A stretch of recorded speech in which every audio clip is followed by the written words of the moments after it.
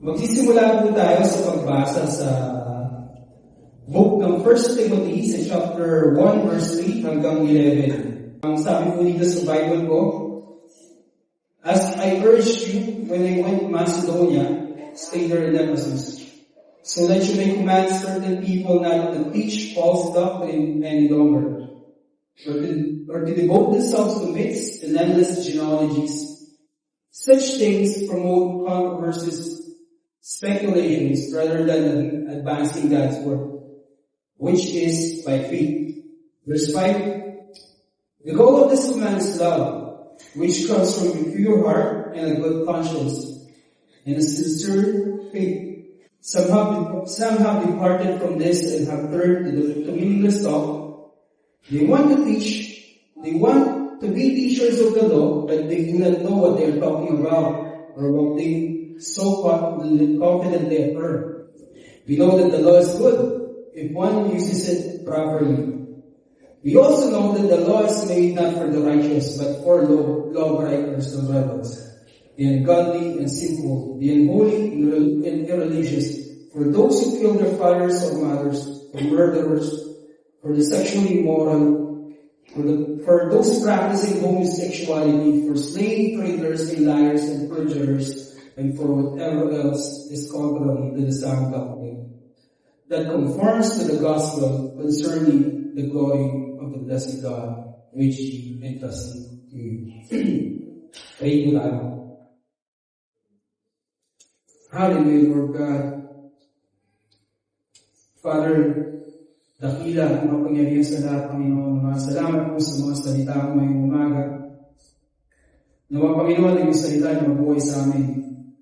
At sa pamamagitan ng salita, Panginoon, kami po'y mabuhay dito, Panginoon.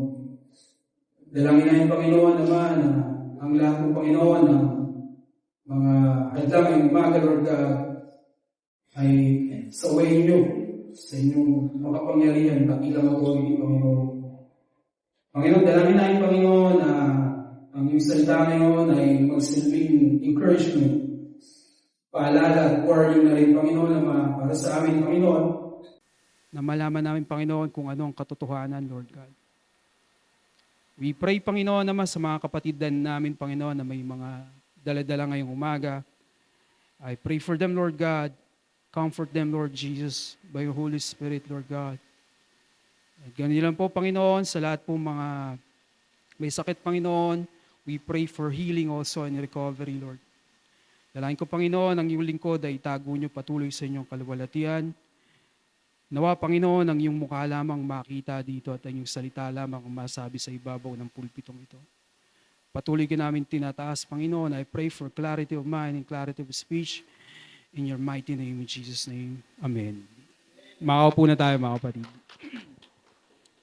Hallelujah, Lord. Nga pala, mga kapatid, second Sunday ngayon, sa lahat po ng mga tatay magsabing, ay sabi ng, ahu, ahu. Amen. Meron po tayong fellowship mamaya. Amen? Amen. Medyo sumasabay po talaga minsan yung, sabi nila pag maulan daw, mga kapatid, ang medyo nagdi-decline yung attendance ng church. Ewan ko kung anong survey yun, mga kapatid, pero medyo sumasabay talaga yung kalamigan ng panahon sa kalamigan ng pagdating ng tao, mga kapatid. Pero nonetheless, mga kapatid, nandito po tayo, hindi po para lang sa tao. Nandito po tayo para purihin ang Panginoon, dakilain siya at pagsaluhan ang salita niya. Amen? Praise the Lord. Sa mga kapatid natin, mga kapatid, I believe maraming may mga sakit ngayon. Pag-pray po rin natin ang recovery nila. Amen. Amen. Bigyan ko lang po kayo ng context and background dito sa binasa natin sa 1 Timothy chapter 1 verse 1 to 11, mga kapatid. Ito yung, kung tawagin, mga kapatid, sa Bible, ito yung mga pastoral letter na sinulat ni Pablo. Tatlo to, mga kapatid. Una kay Titus, at yung pangalawa at pangatlong letra na sinulat niya ay dito para kay Timoteo, mga kapatid. Isang batang manggagawa na medyo dear sa puso ni Pablo. Ito yung pagbabasahin niyo mga kapatid yung verse 2, sabi ni Pablo dito, to Timothy, my true son in faith. Tinuturing niya si Timothy mga kapatid na parang anak sa pananampalataya at medyo malapit sa puso ni Pablo ito sa Timothy mga kapatid. Ang letter na ito, amen. Yan, nagbago. Amen. Ang letter na ito mga kapatid ay letter ni Pablo kay Timoteo sa pagbibigay niya ng instruction mga kapatid kay Timoteo, at si Timoteo ay nasa Ephesus mga kapatid. Sanay tayo na pagpupunta ng church, we expect na kailangan ang ipipreach ng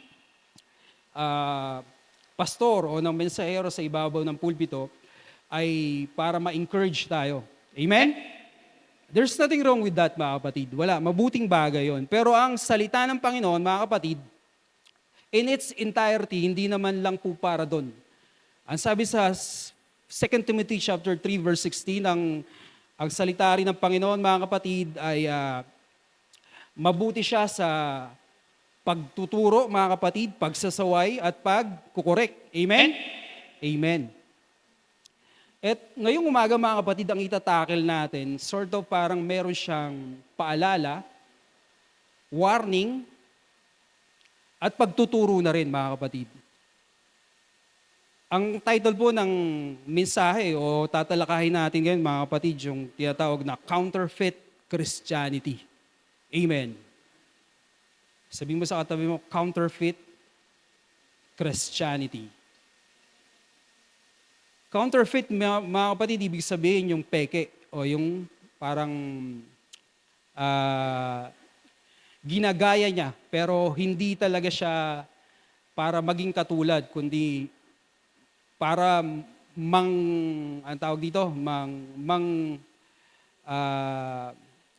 mandaya, mang-deceive. Amen? Yun yung counterfeit, mga kapatid. Doon sa letter ni Pablo kay Timoteo, isa to sa mga bagay na pinapabantayan ni Pablo kay Timoteo.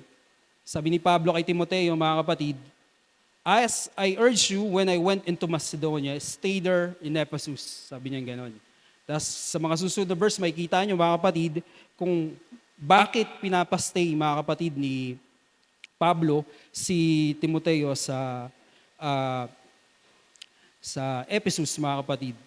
Pero bago ako pumunta, mga kapatid, sa mensahe, nung sinabihan ni Pablo, mga kapatid, si Timoteo na stay there sa Ephesus, gusto ko lang i-segue muna, mga kapatid, ang isang bagay na ginagawa natin sa loob ng simbahan, ang yung pananatili. Amen? There's something about staying, mga kapatid, na there's something about that na parang merong good, bad, and ugly. Amen? Kasi pag ikaw ay nanatili sa isang lugar o sa isang sitwasyon, makikilala ng mga tao kung sino ka. Amen? Amen. Ba't ganun? Parang nagbabago yung boses ko. Ang problema, mga kapatid, pag tumatagal ka sa isang sitwasyon o sa isang lugar, hindi lang yung mabubuting katangian mo yung nakikita ng tao. Tama? Siyempre yung mga masasama at yung mga pangit na rin. Amen. Tingnan nyo yung katabi nyo, mga kapatid. Mabuti yung nakikita nyo, di ba? Amen. Alam nyo mga kapatid, there's something about staying in the church. Kami dito, sa mga manggagawa, sa mga leader, ako po matagal na ako sa CLM, siguro bata pa po ako nandito na ako. Nakita na po ng mga tao at ng mga nakakasama ko kung ano po yung ugali ko at kung ano po yung maganda at mga pangit kong ugali. But why na nandito pa rin ako at nandito pa rin yung mga kasama ko? Amen? Kasi nakita ko, mga kapatid, hindi naman yun yung karakter namin ang nagbabind sa amin sa CLM, kundi yung kabutihan ng Panginoon na meron sa bawat isa sa amin. Even, mga kapatid, na kahit dumating yung time na sa mga bago dito, mga kapatid, taas ang kamay, yung wala pang 10 taon. Amen. Huwag kayong mag-alala. Makikita nyo rin yung mga pangit naming ugali, mga kapatid. Pero, namamanik ako sa inyo na even makita nyo yung kapangitan or yung mga masasama na karakter ng iba dito sa loob ng church, huwag niyong pag-focusan yun. Mag-focus kayo kay Kristo. Amen? Kasi hindi kayo tatagal kahit saan kayo pumunta pag nakatingin kayo sa karakter ng katabi nyo. Amen? Sabi ni Pablo, I urge you, when I went to Macedonia, stay there in Ephesus. Parang ang dating na ito kay Timoteo, ay, pwede ba pwede ba, Pablo, mga ilang buwan lang ako doon kasi ayoko tumagal sa isang lugar kasi gusto ko maiwan ko laging legacy sa mga nakakita sa akin, yung magandang parte lang ng karakter ko. Hindi po nandun ang paglago. Amen. Ang paglago po ay sa pananatili at paggawa ng purpose ng Diyos kung saan ka naroroon. Okay, mga kapatid? Amen. Ang sabi doon, mga kapatid, sa verse 3, as I urge you, when I went into Macedonia, stay there in Ephesus so that you may command certain people not to teach false doctrine. Unang-una, mga kapatid, isa sa mga pinapa-address ni Pablo kay Timoteo sa pag-uutos niya doon sa Epheso, mga kapatid, i-address mo itong mga taong ito sa loob ng simbahan. May mga nagtuturo dyan ng mga false doctrine, heresy, kung tawagin nila, mga kapatid.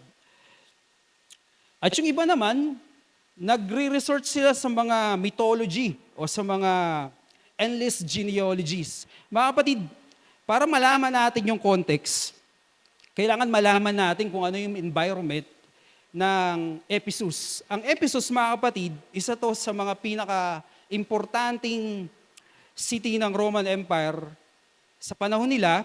At ang Ephesus, mga kapatid, ang kultura nito is extremely paganistic. Masyado silang maraming Diyos-Diyosan at marami silang sinasamba. Ang problema, mga kapatid, nag-arise ang isang problema sa loob ng simbahan. May mga tao nagtuturo ng maling doktrina, lalo na pagdating sa kaligtasan. And on top of that, mga kapatid, meron pang isang issue na harapin si Timoteo na mga paniniwala ng mga Kristiyano na napunta sa loob ng simbahan pero dala-dala yung kultura sa labas.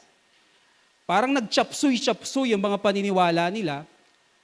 At ina-address dito ni Pablo ang isang turo kung saan, mga kapatid, na dinagdagan o binawasan ng ebanghelyo para sa kaligtasan.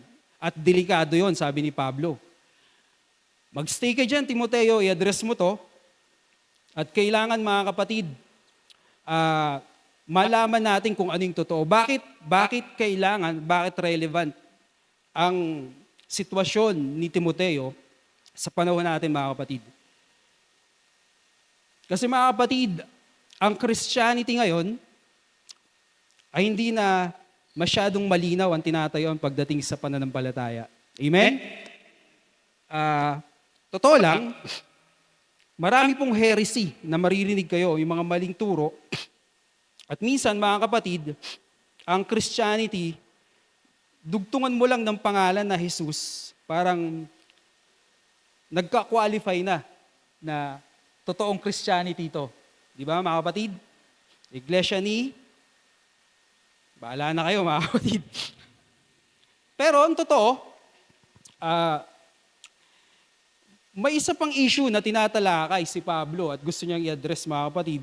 Yung tungkol sa mga mythology at sa mga genealogies kung tawagin. Ito po yung mga issue, mga kapatid, na alam nyo ba ang Epheso, mga kapatid, o ang Ephesus, isa sa pinakasikat na Diyos-Diyosa nila ay si Artemis. Sino nakakilala kay Artemis, mga kapatid? Si Diana yon, mga kapatid, si Diana. Doon ho kinuha yung karakter ni Wonder Woman. Ang mga babae dito, mga kapatid, ginagaya nila yung karakter ni Artemis na isang parang warrior, independent, warrior na may parang hunter. Isa yun sa mga inaddress ni Pablo sa libro ng Timoteo, mga kapatid, dito sa 1 Timothy, na ang mga babae magpasakop sa authority, parang ganon. Pangalawa, mga kapatid, yung endless genealogies,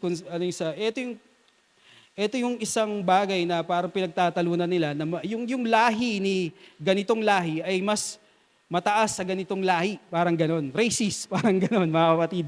Endless genealogies, parang kami, mas mataas ang lahi na, ito yung mga issue na meron sa Ephesus, mga kapatid. Pero pag binasa mo yung book ng Ephesians, mga kapatid, hindi masyado inaddress ni Pablo yun. Iba yung parang pinagtuunan ng pansin. Pero sabi niya kay Timoteo, ito yung i-address mo dyan. Merong isang turo na parang counterfeit at nagpapanggap na Kristiyano sa turo nila at kailangan mo isawata ito. Amen? Sabi mo sa katabi mo, handa ka na ba? Handa ka na ba? Baka meron ka dyan. Amen. Bakit importante ito, mga kapatid? Amen. Bakit relevant to sa panahon natin? Kasi mga kapatid, may mga tao ngayon na nagpo-formulate ng ibang gospel. Bantayan nyo to. Amen? Tandaan nyo, mga kapatid, ang salita ng Diyos ay hindi lang puro for encouragement. For blessing, you will be blessed, and you will be blessed, and endless blessing. Ang salita ng Panginoon ay binigay rin sa atin para sa warning at pagpapaalala. Amen? Reminder. Ito ang ginagawa ni Pablo. Actually, ang 1 and 2 Timothy, mga kapatid, ito isa sa mga pinakahuling letter na sinulat ni Paul sa buhay niya. Kung babasahin niyo yung 2 Timothy, doon yung matatagpuan sa last verse, last chapter niya. Sabi doon, I have finished the race. Nung mamamatay na si Pablo, parang nagpapaalam na siya. Yun yung famous verse na yun, mga kapatid, na I was like, parang, pinupur na ako parang drink offering. At malapit na matapos ang buhay ko, sabi ni Pablo. Kaya Timothy, tayuan mo ang katotohanan ito at tandaan mo na sabi sa Galatians, mga kapatid, pag may ibang ebanghelyong pinangaral, kahit kami o may anghel pa na bumaba sa langit, huwag mong tanggapin. Amen? Kung ano na yung naituro at na-establish na katotohanan, dahil yun yung totoo. Amen? Meron akong 3 characteristic na tatalakayin, mga kapatid, about sa counterfeit na Kristyanismo. 3 characteristic, mga kapatid, na ang problema kasi sa ganito, mga kapatid, sometimes or oftentimes, mga kapatid, subtle siya. Ibig sabihin, marahan na halos hindi mo napapansin o nararamdaman, pero nandun ka na pala. Yung ganitong counterfeit, mga kapatid, o yung ganitong pandaraya, may times, mga kapatid, nakakapasok sa simbahan to, nang hindi natin namamalayan, nandun na pala tayo. Ayun yung delikado. Amen? Dapat malaman natin yun, mga kapatid. Amen. Pastor, gusto ko ngayon, Pastor, yung blessing muna tayo. Blessing rin to, mga kapatid. Amen. Hallelujah. Praise the Lord. Palakpakan natin ang Panginoon, mga kapatid. How can we know na ang tinatayong nating pananampalataya ay totoo at hindi counterfeit? Unang-unang karakteristik na dapat yung bantayan, mga kapatid, ay yung more of knowledge but lack on spirituality.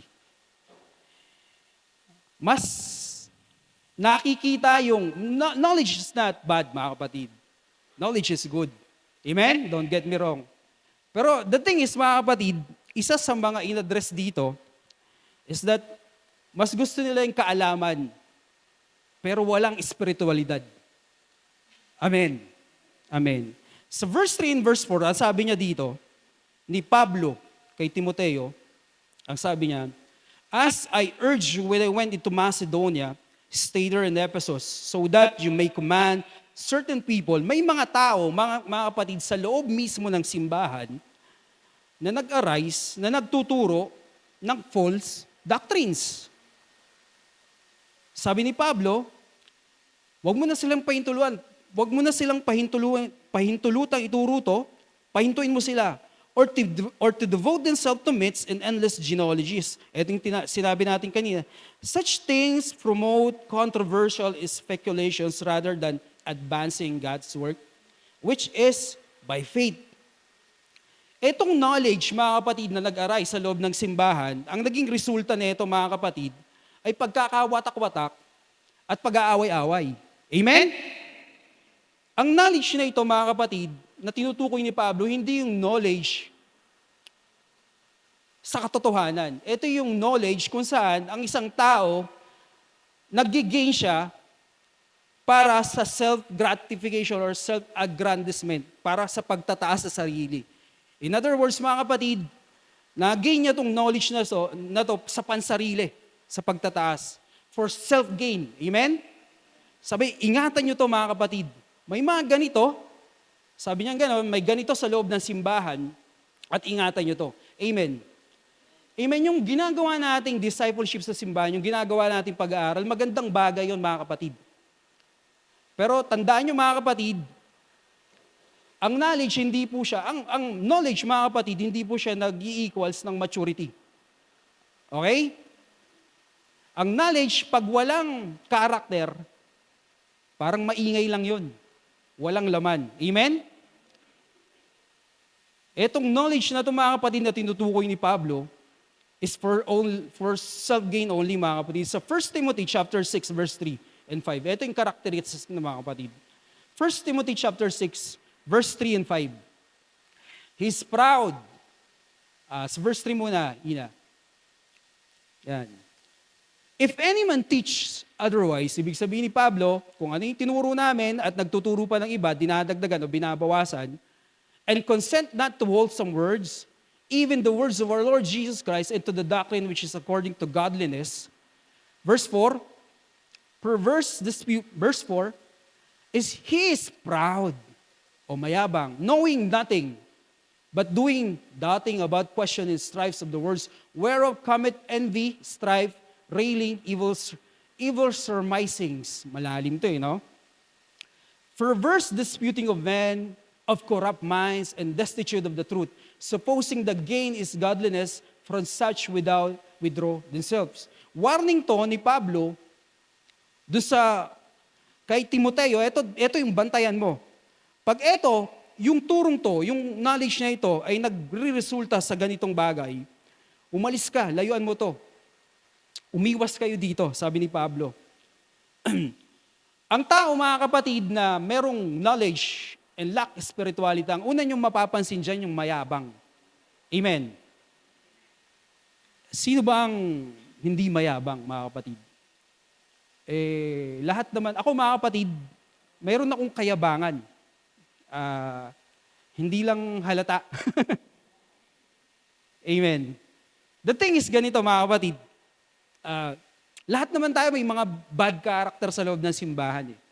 Pero isa mapapansin nyo sa isang tao na pag lakang spirituality pero mataas ang knowledge niya sa scripture, ang unang ginagawa niya sa kanya, nagmamataas. Amen. You cannot find, parang ang humility sa kanya, mga kapatid, is parang address lang na pagkailangan niyang isuot at gamitin, isusuot niya. Pero wala talaga sa karakter niya yun. Amen? Nakuha niyo? Amen. Ang sabi doon, mga kapatid, sa ibang translation, he is conceited. Pag tinranslate mo lang sa Tagalog yun, mga kapatid, ang translation lang nun, mayabang o mapagmataas.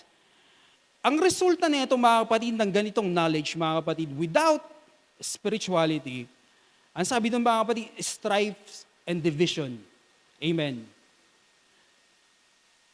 Minsan kasi, mga kapatid, may mga tao sa loob ng episode na nagsasalita ng mga bagay na parang,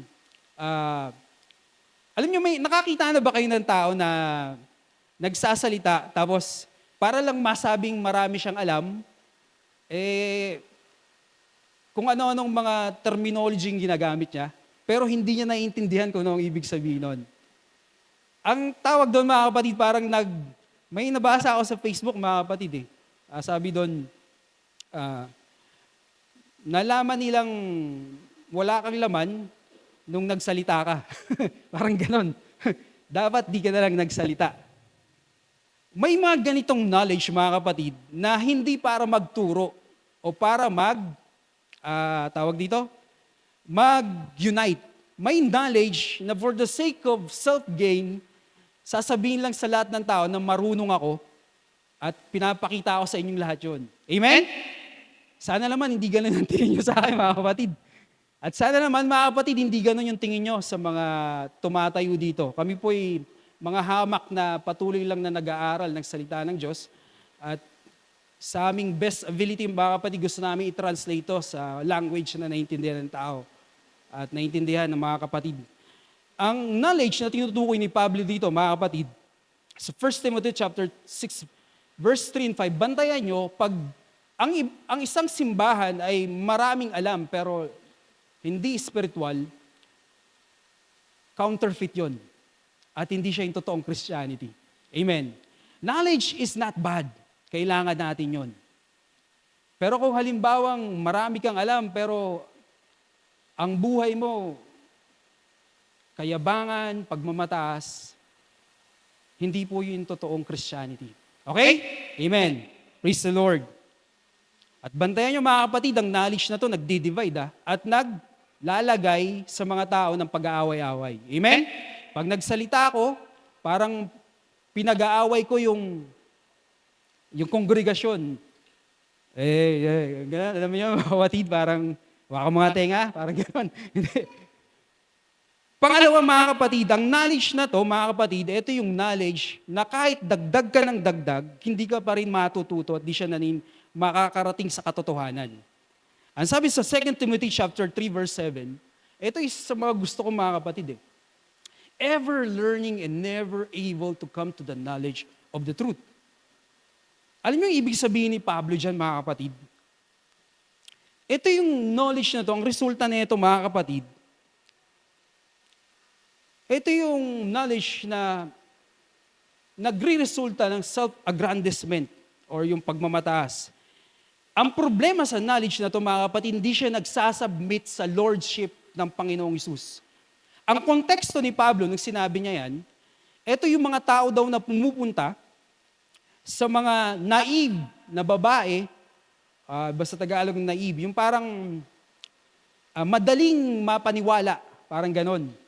Yung mga babae na namumuhay sa kanilang mga kasalanan, tas pupuntahan to ng isang mangangaral daw, at patuloy na imbis na ma-convict sa kanilang mga kasalanan, parang na-justify pa nila yung kasalanan nila dahil sa pagtuturo ng taong yun. Nakukuha niyo, mga kapatid? Ever learning and never able to come to the knowledge of the truth. Why, mga kapatid? Kasi, mga kapatid, ang katotohanan ay hindi lang isang konsepto. Ang katotohanan sa Biblia ay isang persona. Ano sabi sa 14, verse 6 ng John? I am the way, the truth, and the life. Hindi siya nakarating kay Kristo. Huminto na lang siya sa kaalaman. Ang problema sa ganong kaalaman, mga kapatid, nang di-deceive to. Imbis na ang kaalaman niya ay magdulot o magresulta sa pagkukonvict o paghingi ng tawad ng taong makasalanan, ang ginagawa ng kaalaman na to, ginagawa niya pang justifiable ang kasalanan. Hindi, kapatid.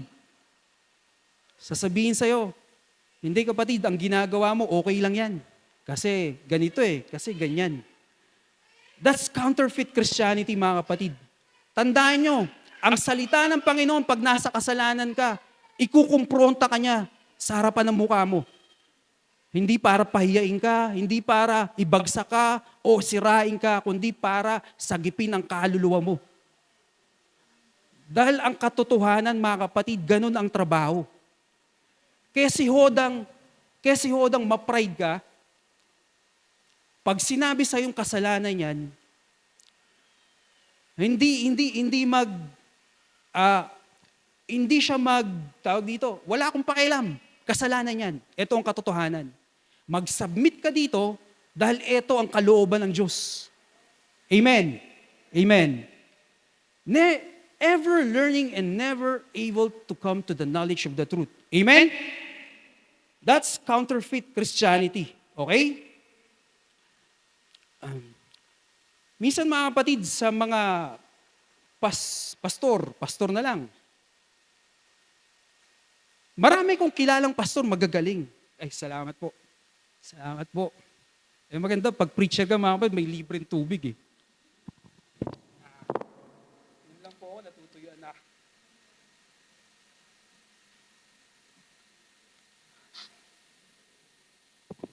Amen. Palakpak nga muna tayo sa Panginoon, mga kapatid. Minsan, mga kapatid, may mga kilala akong pastor. Sobrang gagaling talaga, mga kapatid. May kilala akong personal. Pastor, mga kapatid, kahit yung pagsasalita mo, yung i-correct niya yung grammar mo pag nagsalita ka. Hindi connotation, denotation. Gumagano sa akin, mga kapatid. Pero mga kapatid, alam niyo bagay, hindi sa pagtataas kay Pastor Donde, mga kapatid. No? Isang bagay, bakit ako sumunod kay Pastor Donde? Kasi hindi matalino si Pastor Donde. Amen? Ang pastor natin, purihin ng Panginoon dahil talagang puno siya ng kaalaman galing sa Panginoon sa salita ng Diyos. Pero ang nag-persuade sa akin, mga kapatid, sumunod kay Pastor Donde, yung karakter niya. Amen. Alam niyo, minsan kahit magaling ka, magsalita, matalino ka, kung yung karakter mo kabaliktaran nung binubuka ng bibig mo, hindi magpe-persuade yun. Isa yun sa mga filosofiya ni Plato, mga kapatid eh. Sabi niya, mas importante ang karakter kaysa sa nagsasalita, kaysa sa lumalabas sa bunganga mo. Sabi niya, amen? Minsan mga kapatid, may mga tao sa Efeso na mas minamind nila kung paano dapat sila ituring ng tao kaysa kung paano sila dapat magturing sa tao. Nakukuha niyo mga kapatid? Amen. Minsan, sensitive tayo sa ganun eh. Pambira to, hindi niyo ba kilala kung sino ako dito sa church? Di ba? Pambira naman. Pastor ako dito, hindi man lang ako dala ng tubig. Yung mga ganung bagay, mga kapatid. Mas minamind mo yung dapat na pagturing sa'yo ng ibang tao kaysa yung dapat na pagturing mo sa ibang tao. Nanggagaling ka sa isang lugar na parang self-entitled ka sa isang bagay. Tandaan nyo mga kapatid, kaya lang tayo nakakatayo at nandito sa loob ng simbahan dahil sa grasya at awa ng Panginoon. Kung hindi ka magsisimula doon, kahit magaling at matalino ka, wala yun. That's counterfeit Christianity. Amen. Purihin ang Panginoon mga kapatid. Knowledge does not equate to spiritual maturity. Sa 1 Corinthians chapter 13 verse 2, sabi diyan mga kapatid, and though I have the gifts of prophecy, yung prophecy, mabigat na gifts yan mga kapatid, and understand all mysteries and all knowledge, and though I have all faith so that I could remove mountains and have not charity or have not love, I am nothing. Amen. Amen. Yung prophecy, mga kapatid, mabigat yan. Kahit meron ka yan. Kahit nauunawaan mo lahat ng misteryo na bumabalot sa mundo. Magaling kang manghula sa palad. Kahit alam mo lahat ng misteryo ng mga Korean novela, alam kung mangyayari niyan pagkatapos yan. At kung, alam nyo minsan, ito pang isang bagay mga kapatid, masyado tayong believe sa pananampalataya natin. Nakukuha nyo mga kapatid? Masyado tayong believe sa ability nating magtiwala o manampalataya. Ang pananampalataya mga kapatid, hindi yun abilidad natin na magtiwala. Ang pananampalataya ay ang pananampalataya natin dun sa object ng pinagtitiwalaan natin. Hindi porket, hindi, tiwala ako dyan. Yung tiwala, alam nyo mga kapatid, don't get me wrong mga kapatid, Sa Exodus, nung nilabas ng Panginoon ng mga Hudyo sa Egypt, mga kapatid, ang sabi lang doon, mga kapatid, ni Moses, sa lahat ng mga Hudyo, lagyan nyo ng dugo yung pagitan ng mga poste ng pintuan ng bahay nyo. At pag dumaan ang angel of death, lalampasan kayo nun. That's why hanggang ngayon, pinagdiriwang na yun, the feast of the Passover, yung paglagpas sa kanila. Alam niyo mga kapatid, hindi naman lahat yun matataas o pare-parehas level ng pananampalataya. Ang pinaka-importante sa pananampalataya, mga kapatid, hindi yung abilidad mong magtiwala, kundi kung sino ang pinanampalatayan mo. Yung object. Nakukuha niyo, mga kapatid? Kahit minsan, ang pananampalataya mo ay mataas ang level o madali kang magtiwala. Pag mali ang object ng pinanampalatayan mo, mali pa rin yun. Okay? Nakuha niyo, mga kapatid? Balik mo nga sa 1 Corinthians chapter 13, ma'am. 1 Corinthians chapter 13 verse 2. Ang sabi doon ni Pablo, mga kapatid, so that I could remove mountains and have no charity, I am nothing. Minsan, mga kapatid, yung kakayahan natin, kahit gaano ka-useful sa loob ng simbahan, pag ang pag-ibig o yung agape love ng Panginoon ay hindi mo naisa sa puso, walang kwenta yan eh. Amen. Kasi yung pag-ibig na yun na nagsasabi na hindi ka deserving sa pag-ibig na to. Nakukuha niyo, mga kapatid? That's why, mga kapatid, didiin lagi ni Pablo, magsimula ka dito. Unang-una, mga kapatid, yung characteristic ng counterfeit Christianity, yung more of knowledge but lack of spirituality. Okay? Pangalawa, mga kapatid, pangalawang karakteristik na sinasabi dito, more of religion than of Christ. Amen. Purihin ang Panginoon. Hallelujah.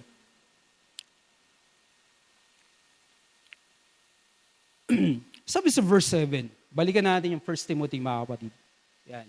Second characteristic is more of religion. Sa verse 7 ng Yan. 1 Timothy chapter 1 verse 7. Yan. Eto, mga kapatid. Yung second characteristic, mga kapatid, more of religion than of Christ. Ang sabi dito, the goal of this command, verse 7. Sabi dito, they want to be teachers of the law, but they do not know what they are talking about or what they so confidently affirm. At sabi dito, mga kapatid, unang-una, etong mga taong to sa Efeso na nagdadala ng heresy o maling turo sa loob ng simbahan, they were big on the issues of law. Nakuha niyo, mga kapatid? Malaki sa kanya yung mga issue ng ritual at ng mga rules. Nakuha niyo, mga kapatid? Yung law dito, mga kapatid, yung Old Testament law, yung Mosaic law, mga kapatid, no? Ang sabi doon, mga kapatid, etong mga taong to, gusto nila magturo ng law. Parang nagpapanggap na eksperto kami dito. Although, binasa naman nila talaga to, mga kapatid. Ang problema, mali yung pag-a-apply nila. Kasi sabi dito, mga kapatid, we know the law is good, sabi ni Pablo. If one use it properly. Mga kapatid, ganito yan eh. Don't get me wrong, sabi ni Pablo. Porket may sinabi kong mali sa batas, hindi masama ang batas. Amen? Ang implication kasi sa verse 8, mga kapatid, ginagamit nila ang batas sa maling pamamaraan. Okay? Alam niyo mga parang sa pagpipreach, ang preaching, mabuti naman ang preaching, pero kung magpipreach ka dito lang, parang nagbababol ka lang ng words, tapos gumagawa ka lang ng sarili mo, labas sa salita ng Diyos, ginamit mo yung preaching sa maling pamamaraan. Yun yung sinasabi ni Pablo tungkol sa batas. Ang sabi niya dito, mga kapatid, We also know that the law is made for the righteous. Pag binasa nyo mga kapatid, ang verse 9 hanggang verse 11, ang sinasabi lang ni Pablo dyan mga kapatid, mali ang paggamit nyo ng batas. Parang nagkaroon ng sort of digression. Ang batas mga kapatid, ginamit nila papunta sa kanila, imbis na ituro na ang batas ay patungo sa katwiran ng Diyos. Ganito yun mga kapatid. Ang sabi sa Biblia, ang batas daw ay parang salamin. Okay? Nakuha nyo? Pag marap ka kasi sa salamin, mga kapatid, pag nakita mo yung sarili mo may dumi, makikita mo kung sino ka, kung ano yung itsura mo. At makikita mo kung ano yung dapat mong gawin sa duming yun.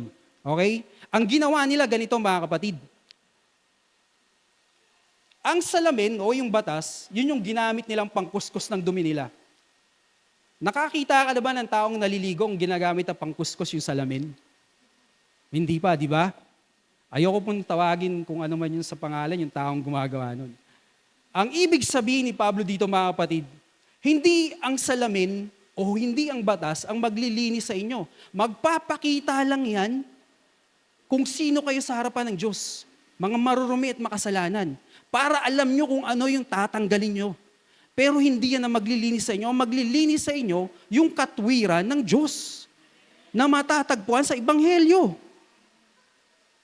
Ang problema mga kapatid, ginamit nila ang batas papunta sa kanila, imbis na dapat ituro sa katwiran ng Diyos. Okay? Ang purpose ng batas mga kapatid, ay para makita natin kung sino talaga tayo sa harapan ng Diyos. Ano tayo sa harapan ng Diyos? Makasalanan. Amen? Kung makasalanan ka, mga kapatid, hindi ang batas ang maglilinis sa iyo. Ang maglilinis sa iyo, ang katwiran ng Diyos. Ang ginawa ng mga Pariseyo, mga kapatid, ang ginawa ng mga tao sa Efeso, parang naging Pariseyo sila. They were big on laws.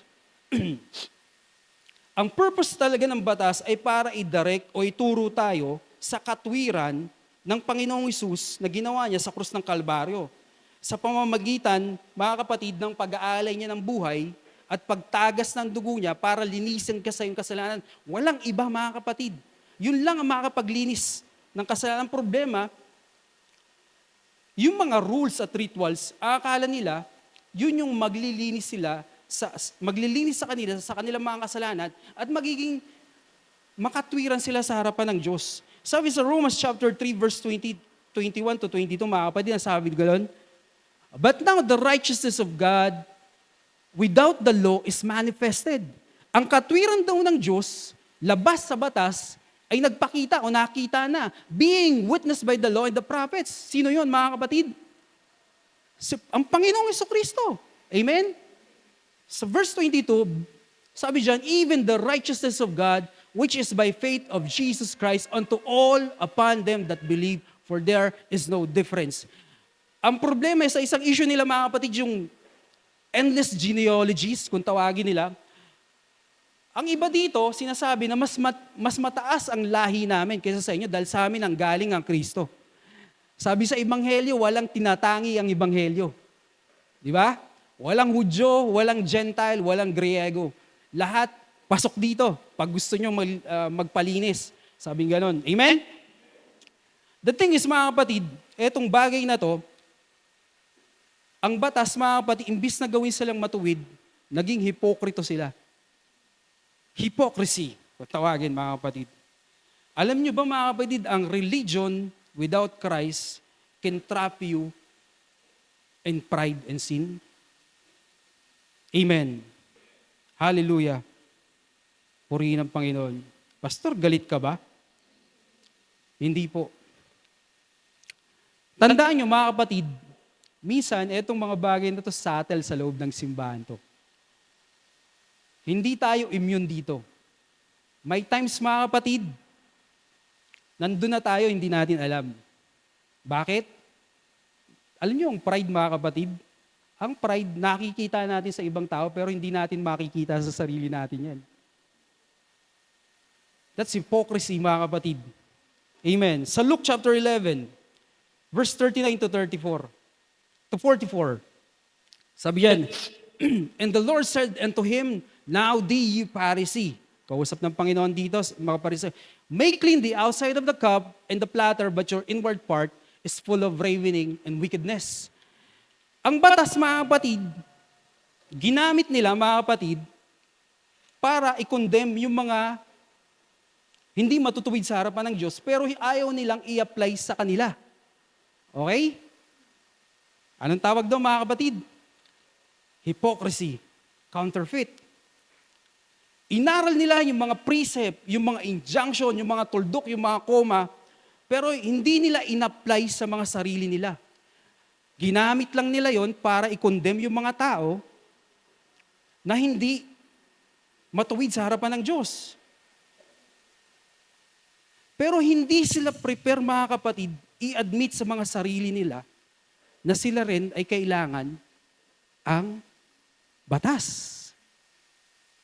Bakit, mga kapatid? Alam niyo, mga kapatid, ng mga Hudyo dati, mga Pariseo, lalo na, naglalagay pa yan ng mga verse sa noo, tinatali nila sa mga kamay nila, ini-strap, para pag naglakad sila sa mga palengke, nakikita ng mga tao, ay, grabe tong taong to, maka-Diyos. Gustong-gusto nila yan, mga kapatid, pag dumadaan sila sa palengke, pinupuri ng tao dahil matuwid sila. Hypocrisy, sabi ng Panginoon. Sabi niya dyan, ye fools, did not he that made that which is without make that which is within also? Ang ibig sabihin ng Panginoon, hindi nyo ba alam na yung loob, yung nasa labas nyo, ay dapat kaparehas ng nasa loob nyo? But rather give ounce of such things as ye have, and behold, all things are clean unto you. But woe unto you, Pharisee, for eto mga kapatid, for ye tithe mint and rue and all manner of herbs. Ganon sila precise mag-tithes, mga kapatid. Ang mga Pharisee, mga kapatid, nagtatites yan sa mga mint, sa mga rue. Alam niyo yung dahon ng mint, kung gaano kalaki yun? Ganon lang yun, no? Pag pumitas ka doon, mga kapatid, ng 10, magtatites sila ng isa. Ganon sila ka-precise mag-tites, mga kapatid. Hindi naman sinabi ng Panginoon na masama yan. And all manner of herbs, pati yung mga herbs, yung mga paminta, tinatitesan nila yung mga kapatid. Totoo lang, ganon sila precise. Gusto nyo, mga kapatid, magsukatan tayo ng precise ng taxes sa math? Mas precise sila. And pass over judgment and love. At sinasabi na sa ibang tao, hindi nyo nagagawa to, kaya namin gawin to. Kaya mas matuwid kami sa harapan ng Panginoon. This ought you to have done. Okay lang yan, gawin nyo yan. Pero nakakalimutan nyo and not leave the other undone. Nakakalimutan yung pinaka-importanting, woe unto you, Pharisee, for you love the uppermost seats. Gustong-gusto nyo yung nasa harapan kayo. In the synagogues and greeting in the markets, gustong-gusto nyo lagi nakikita kayo. Woe unto you, scribes and hypocrites, for you are as grave which appear not, and the men that walk over them are not aware of them. Mabigat, mga kapatid. Totoo lang, kung titingnan niyo ang Ebanghelyo, ang mga pinakamasasakit na sinabi ng Panginoon di tungkol hindi sa mga kasalanan, kundi dito sa mga Pariseo, sa mga hipokrito. Delikado. Amen? Ang problema, ganito, mga kapatid, na-miss nila yung point ng purpose ng batas. Ang akala nila, pag tinupad nila yan, magiging makatwiran o magiging matuwid na sila sa harapan ng Diyos. Ang gusto nila mag-submit ang people sa batas, pero pag sila ang ikukorek at i-apply ang batas sa kanila, ayaw nila. Bakit? Kasi matuwid na sila sa harapan ng Diyos, di na nila kailangan yun. Counterfeit. Okay? They're strictly obeying the law, mga kapatid. Ang isa sa mga sign, mga kapatid, na counterfeit ang isang Christianity. Pag ang correction, mga kapatid, pag isang tao, mahilig siya sa rules, mga kapatid, mahilig siyang makakita ng hindi maganda sa isang tao at kinukorek niya, wala namang problema, mga kapatid. Dapat i-correct natin ang mali. Tama? Ang problema ito. Pag i-apply sa kanya ang correction, exempted siya doon. Bakit? Hindi ko kailangan yan dahil matuwid na ako sa harapan ng Diyos. Ibig niya sabihin mga kapatid, I'm better than all of you. Ako ang pinakamabuti sa lahat ng tao dito at hindi ko na kailangan ng correction. Parang ganon. Nakuha niyo mga kapatid? May salita sa English akong natandaan mga kapatid, nabasa ko lang. Ang salita na yun, kung tawagin, pedantic. Pedantic. Ang ibig sabihin lang noon mga kapatid, masyado siyang obsessed sa maliliit na bagay na walang kakwenta-kwenta. Pero wala siyang pakialam sa mga bagay na mahalaga. Nakuha niyo? Ang mga Pariseo ganito. Masyado silang big sa law, sa rules, sa batas. At pag may nakakita sila na hindi nagme-measure up sa batas, sasaway nila yon. Pero pag sa kanila, exempted ako dun kasi nasa harapan ng Diyos, tuwid ako dahil precise ako Sumusunod ako sa katwiran. It's like mga kapatid, parang hinagisan mo na salbabida yung isang taong nalulunod. Hindi niya kukunin yon dahil pink siya. Mas prepared niya yung blue. Mas prepared niya ang blue na salbabida kaysa sa pink na salbabida. Hindi niya tatanggapin yon kahit malunod siya. Hindi essential sa kaligtasan yung mga bagay na masyado niyang binibigyan ng halaga. At yun ang nagiging parang kayabangan niya sa harap ng... Alam niyo mga kapatid sa chapter 18 ng Luke? Ang sabi ng Pariseo doon sa publikano, sabi niya, Panginoon, salamat po at di ako katulad nila at hindi ako katulad nitong publikanong to na magnanakaw, masama. Ito yung isa, mga kapatid, na bagay na dapat nating bantayan.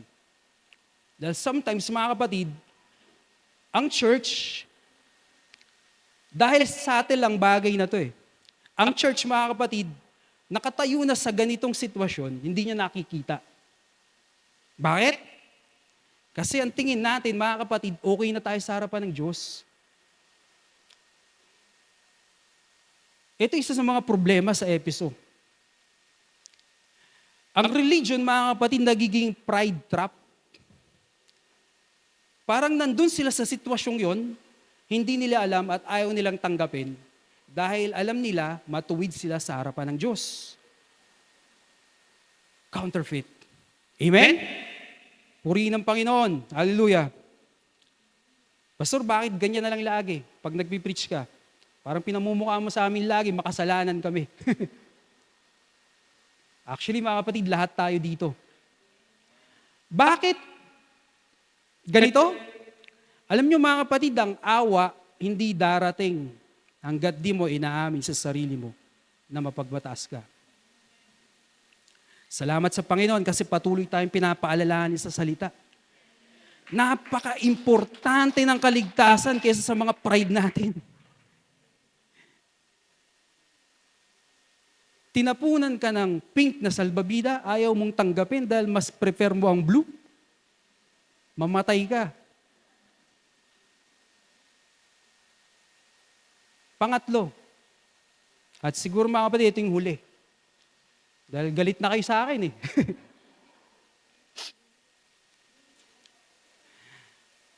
Counterfeit. Una mga kapatid, ano yung unang characteristic? More of knowledge, but lack of spirituality.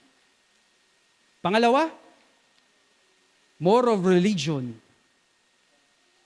than of Christ. At pangatlo,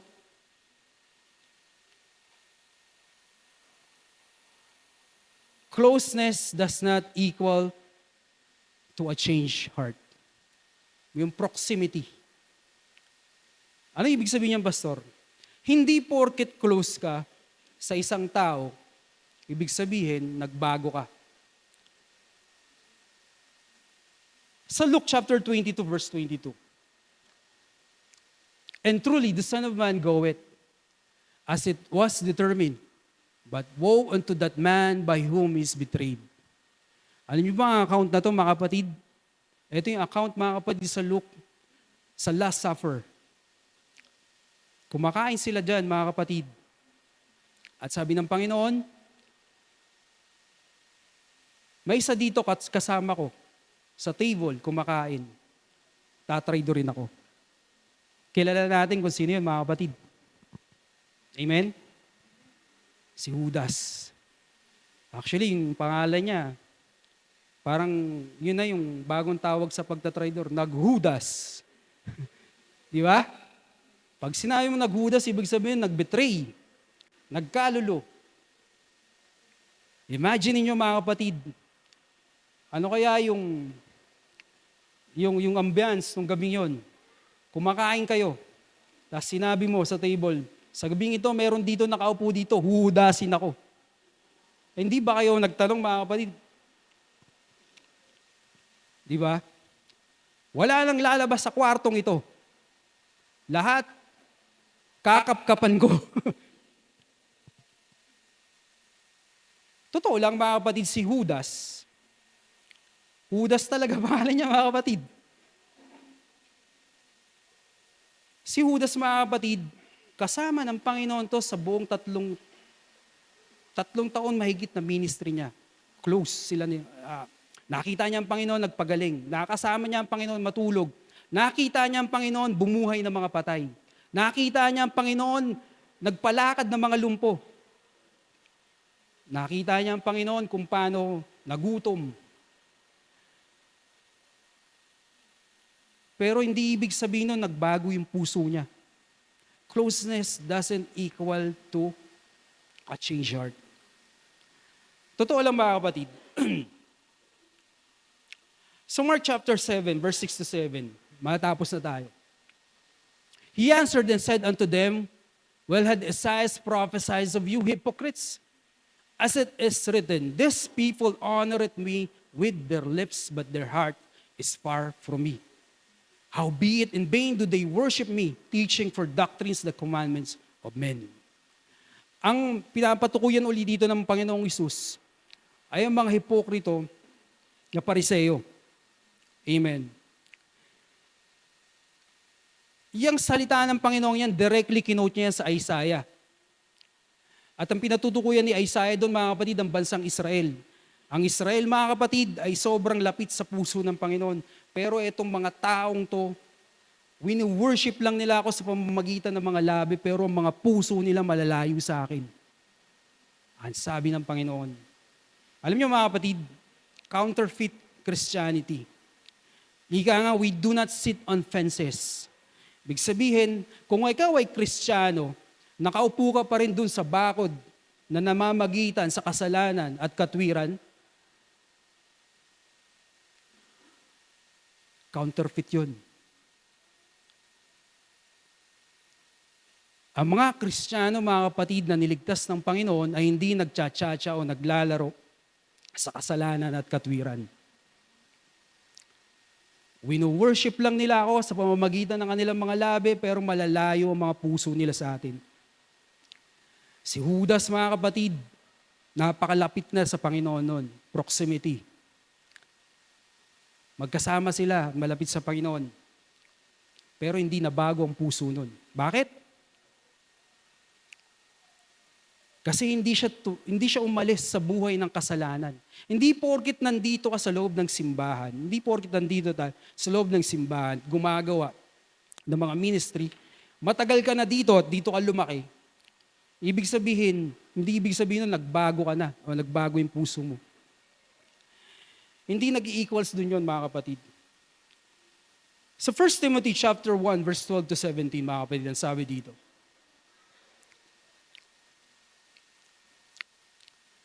Ano yung itsura ng pusong nabago sa Panginoon? Amen? And I thank Christ Jesus our Lord who had enabled me for that He counted me faithful, putting me into His ministry. Si Pablo nagsasalita nito, who was before a blasphemer and a persecutor and injurious, but I obtained mercy because I did it ignorantly in unbelief. And the grace of our Lord was just exceeding abundant with faith and love, which is in Christ Jesus. Sobrang grasya ng Panginoon, nag-aaban. This is a faithful saying and worthy of all acception, that Christ came into the world to save sinners, of whom I am chief. Si Pablo, mga kapatid, si Pablo, na apostol sa mga hintil. Alam niyo ang tunay na nabagong puso? Na-acknowledge niya kung sino siya dati at wala siyang paraan at wala siyang pag-asa kundi siya binago ng Panginoon.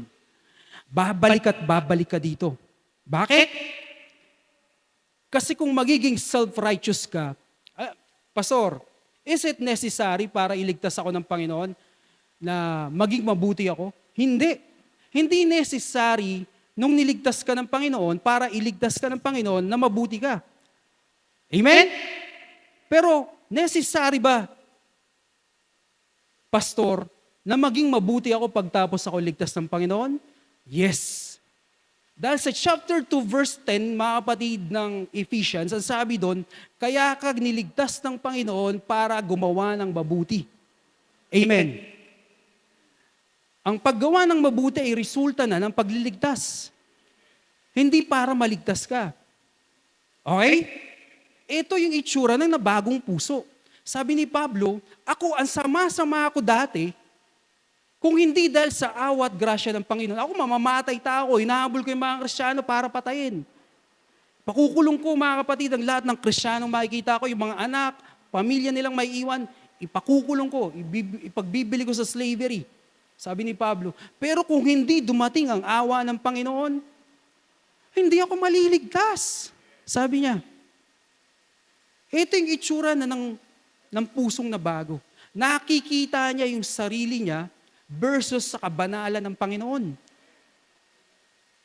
Na ako'y walang kapag-apag-asa labas sa grasya at awa ng Diyos. Kaya kung hindi ko gagawin ang bagay na to, ano na lang ako? Bakit pa ako niligtas?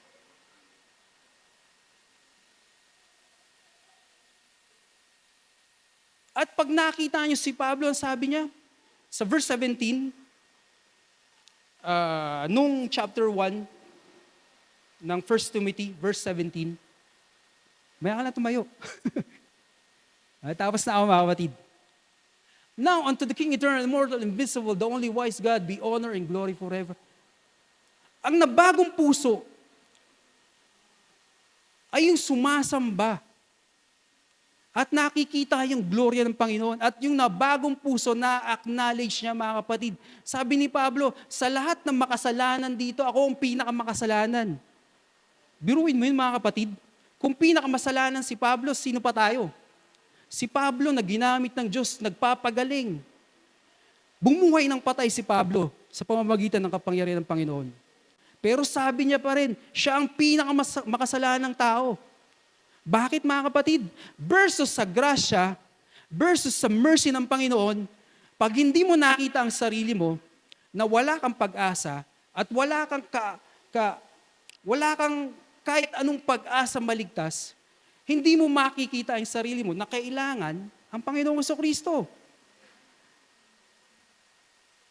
Si Pablo, mga kapatid, ang unang laging letter niya pag nagsusulat siya, Apostle of Christ Jesus, Apostle.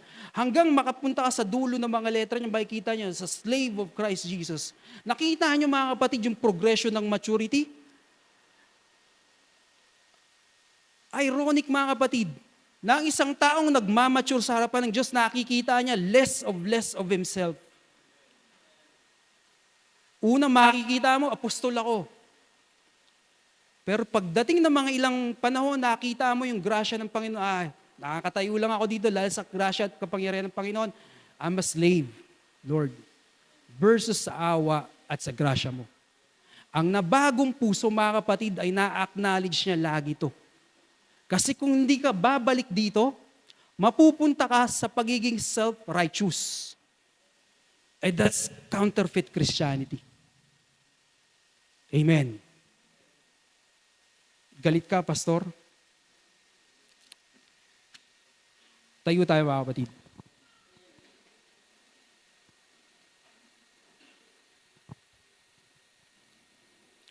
Kung tutusin, mga kapatid, ang mga ganitong issue sa loob ng church, kahit sa lahat ng simbahan, mga kapatid, mayroong ganitong nagkikrip na issue. yung heresy, yung parang nagiging pariseo. But the thing is, mga kapatid, salamat sa Panginoon. Bakit? Alam niya, ang church niya, mag-i-struggle sa ganito. That's why, mga kapatid, laging pinapaalala ng Panginoong Hesus, hindi para durugin yung pagkatao natin, ha? Laging ipapaalala sa atin ng Panginoong Hesus na, anak, balikan mo yung unang pag-ibig mo. Sabi sa Revelations, mga kapatid, chapter 1, verse 7. Ang chapter 1 ng Revelations, mga kapatid, ito yung chapter na sinulatan ni John ang lahat ng simbahan sa Asia Minor. At nakasama sa sinulatan niya yung Church of Ephesus. May issue ang Panginoon sa Church ng Ephesus kung saan doon nagpapastor si Timothy. Amen? Ang issue niya doon, mga kapatid, basahin ko muna bago tayo magtapos. Hallelujah. Pastor, lagi mo na lang kaming, ba't ganyan laging sermon mo, Pastor? Parang dinudurog mo ang pagkatao namin. Hindi po. Gusto ko lang makita niyo kung gaano kabuti ang Panginoon. At sa kabila ng mga ganitong kahinaan natin, mini-maintain niya tayo. Amen? Revelations chapter 1. Is it chapter 1?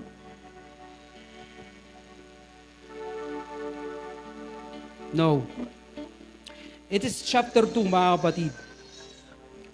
Sa verse 1, sabi dito, verse 1, chapter 2 ng Revelation, to the angel of the church in Ephesus write, these are the words of him who holds the 7 stars in his right hand and walks among the 7 golden lampstands. I know your deeds. Alam ko kung ano yung mga ginagawa nyo. Your hard work and your perseverance. Alam ko yung hard work nyo, yung paggawa nyo sa gawain. At yung perseverance nyo, mga kapatid, yung pagtsatsaga nyo. I know that you cannot tolerate wicked people. Alam ko hindi nyo pinapalagpas, mga kapatid, ang mga taong mga wicked, and that you have tested those who claim to be apostles but are not, and have found them false. You have persevered and have endured hardships for my name, and have not grown weary. Yet, I hold this against you. You have forsaken the love you had at first. Consider how far you have fallen. Repent and do the things you did at first. If you do not repent, I will come to you and remove your lampstand from its place. Sabi ng Panginoon sa church ng Ephesus, balikan nyo yung unang pag-ibig nyo. Yung unang dahilan, bakit ginagawa mo ang ginagawa mo ngayon para sa Panginoon. Umibig ka sa Panginoon dahil siya'y kaibig-ibig. At siya'y dapat purihin at paglingkuran. Yan ang hindi counterfeit na Christianity. Okay? Purihin ang Panginoon. Hallelujah, Jesus Christ. Awit tayo, mga kapatid. Minawit natin kanina. Papurihan mo ang Diyos, mga kapatid, at ito rin yung time na i-reflect natin yung sarili natin sa harapan ng salita ng Diyos. Lahat po tayo dito, mga kapatid, hindi immune for correction. Actually, mga kapatid, ang correction na hindi pag-atake. It is a loving way, mga kapatid, na ginagawa ng Diyos para sa atin, para ituwid uli ang landas natin. Baka napupunta tayo doon sa counterfeit Christianity. Hallelujah, Lord. Purihin ka, Ama, sambahin ang ngalan ko. Hallelujah, Lord Jesus Christ. We come to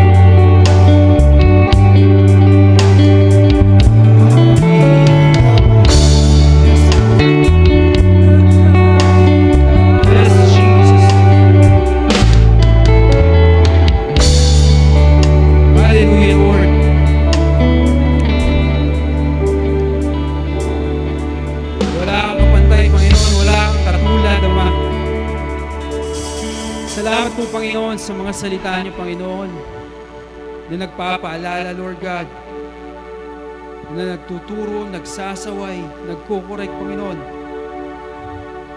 Kailangan po namin to, Panginoon, para makita namin kung saan po kami nakatayo sa inyong harapan. Panginoon, patuloy, Panginoon, ang paggabay niyo sa amin, Ama. Salamat po, Panginoon, kung nasaktan po kami ngayong umaga, Ama. Salamat po, Panginoon, dahil alam namin, Ama, na patuloy, Panginoon, Ama, ang pagkikare niyo sa amin, Panginoon. Ama, patawarin niyo po kami, Panginoon, kung minsan, Panginoon, ang pinapakita namin pananampalataya ay counterfeit, Lord. Tulungan niyo po kayong makita, Panginoon, kung saan kami nakatayo sa inyong harapan. Huwag niyong paitulutan, Panginoon, madaya kami at matrap kami, Panginoon, ng aming mga pride, ng aming mga kasalanan, Panginoon. Saktan niyo kami kung kinakailangan, Panginoon, para maituwid ang landas namin, Lord. Dalangin namin, Panginoon, naman ang salita mo, Panginoon. Minsan mahirap dunukin, Lord, pero matamis at nakakabuhay siya, Ama. Pray, Panginoon, sa lahat po ng kapatid ko na nandito, Panginoon. Search our heart, Lord. And any piece of hypocrisy, Panginoon, na makikita niyo, Lord God, tanggalin niyo po ito, Ama. And any sin, Panginoon, na tumatarikala sa amin, na gumagapo sa amin, Panginoon. Tulungan niyo kami, Panginoon. Tanggalin niyo po ito, Panginoon. Ayaw namin, Panginoon, magpatuloy, Panginoon, na ang pananampalataya namin ay counterfeit lang, Lord. Gusto namin, Panginoon, totoo ito. At minsan, hindi namin nakikita ito dahil sa aming mga pride. Pero sa pamamagitan, Panginoon, ng iyong salita, ng iyong awa, ng iyong grasya, Panginoon, naman. Kami po, Panginoon, ay patuloy, Panginoon, nakakalakad at nakakatayo sa harapan ng banal mong presensya. Madalangin ko, Panginoon, ang lahat po ng kapatid ko ngayon na nandito, Lord. Ano man ang panalangin nila sa umagang ito, Lord God. Pray, Lord God, katagpuin niyo po sila. Ama, salamat po sa araw na ito. Salamat po sa fellowship. Salamat po, Panginoon, sa mga salita niyo. Buhay ka, Panginoon, at kumikilos sa kalagitnaan namin. Patuloy niyo kami ingatan, Panginoon, pagtapos ng service na ito at saan man kayo makapunta. We pray for your guidance. We pray for your Holy Spirit, Panginoon, Ama. Patuloy, Panginoon, bumabay sa lahat ng aming gagawin. Tinataas namin ang ngalan mo. Salamat po sa fellowship. Salamat po sa kalakasan. Salamat po sa pagpapaalala. Maraming salamat po, Panginoon, sa lahat ng kapatid ko nandito, Panginoon naman. Purihin ka, dakilain ka, ang lahat ng kagandahan, kabanalan at justisya ay sa inyo lamang, Ama. Sa pangalan ni Jesus. Amen. Magandang umaga, mga kapatid. Hallelujah. Purihin ang Panginoon.